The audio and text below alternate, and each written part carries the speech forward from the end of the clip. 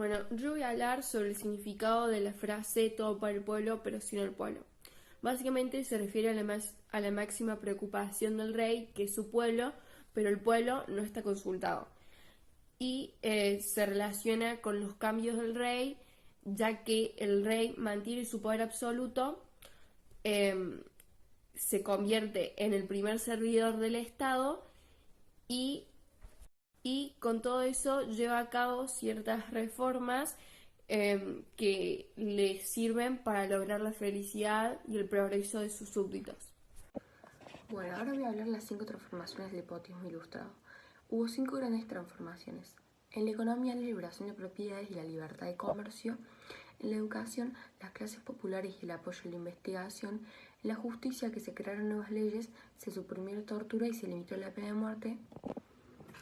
En cuanto a la administración, se fomentó en la centralización de las instituciones y promoción con los funcionarios. Y por último, en cuanto a la religión, la política de tolerancia religiosa y control con los protestantes y con el ortodoxo, y hubo un enfrentamiento con el papado y expulsión de jesuitas.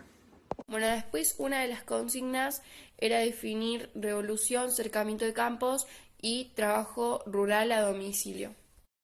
Bueno, la revolución es un cambio social fundamental en la estructura del poder o la organización que toma lugar en un periodo relativamente corto o largo.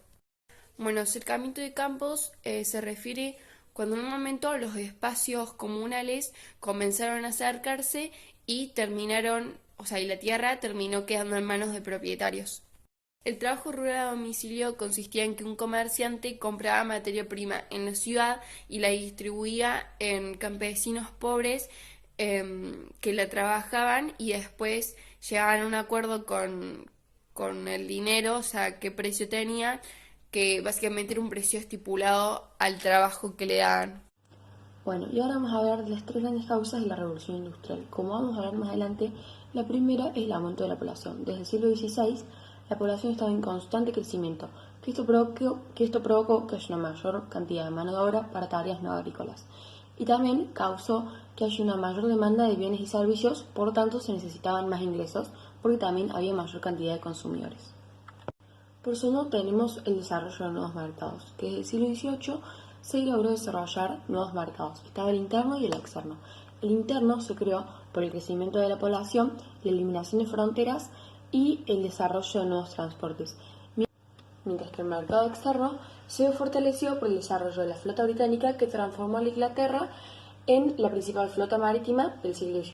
Bueno, yo voy a hablar sobre los cambios que ocurrieron en la agricultura. Durante el siglo XVI surgieron transformaciones en las cuales se usaron em, nuevas herramientas y la alimentación del ganado se empezó a usar en establos. La técnica del barbecho se reemplazó por otras técnicas para alternar los cereales por otros cultivos, por ejemplo, la alfafa, la remolacha y el forraje.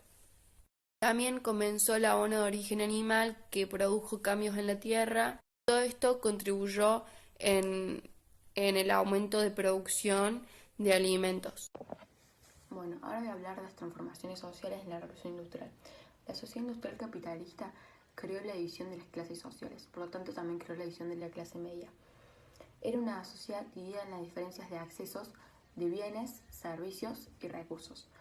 Y entonces la división de las clases sociales quedó como la clase alta, que ahí estaba, por ejemplo, la nobleza, la burguesía, etc. La clase media después, que ahí estaban, por ejemplo, los abogados, los antiguos maestros artesanos, los campesinos, los banqueros, etc. Y por último la baja, que ahí estaban los pequeños campesinos. También es importante decir que la revolución industrial impulsó el nacimiento del capitalismo. Una de las preguntas que nosotros habíamos realizado era por qué se reemplazó la lana por el algodón en la industria textil. Se dio esto por dos razones. La primera fue porque entre 1750 y 1850 la oferta de esta materia prima aumentó a un ritmo muy acelerado como consecuencia del auge de las explotaciones esclavistas de América del Norte. Y la segunda razón fue porque era más adecuado para procesarla las máquinas y es un material muy homogéneo y resistente comparado con la lana.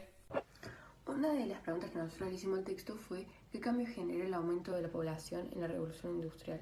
Y generó tres grandes cambios. Primero, que hubo una mayor cantidad de mano de obra de actividades no agrícolas. Segundo, que hubo una mayor cantidad de consumidores y por lo tanto una mayor cantidad de demanda de bienes y servicios. Bueno, una de las otras preguntas que nosotros realizamos fue ¿qué provocó la economía británica?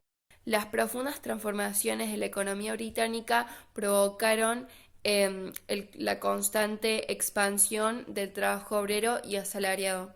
Creció el número de trabajadores dependientes de un empleador. Otra de las preguntas que nosotros le hicimos al texto fue ¿cuáles fueron las nuevas formas de obtener energía mediante la revolución industrial? Hasta el siglo XVIII solo se podía obtener energía mediante la fuerza humana, animal, del viento y del agua. Pero en la revolución industrial se desarrollaron nuevas formas de obtener energía mediante el calor proveniente de la combustión del carbón mineral.